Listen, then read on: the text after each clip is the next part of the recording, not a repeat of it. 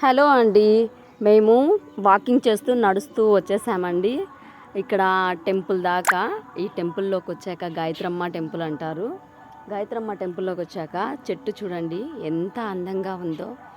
మొత్తము జడలు జడలుగా పువ్వులండి, అవన్నీ మొగ్గల్లాగా అనిపిస్తున్నాయి కదా.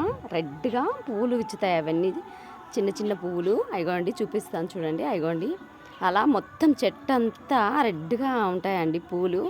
చాలా అందంగా ఉంటుంది ఆ చెట్టు. మేము పిల్లలు అంతా ఈవినింగ్ టైంలో ఇలా నడుచుకుంటూ వస్తామండి. చాలా అందంగా ఉంది కదండి చెట్టు. చూడండి, నాకు యూట్యూబ్లో పెట్టాలి అనిపించింది. చెట్టు కొంచెం బాగా ఫ్యాషన్గా ఉందని చెప్పేసి. ఇక్కడైతే నవగ్రహాలు ఉంటాయండి. నవగ్రహాలు ఉంటే చాలామంది ఇక్కడికి వచ్చి పూజ చేసుకుంటూ ఉంటారండి.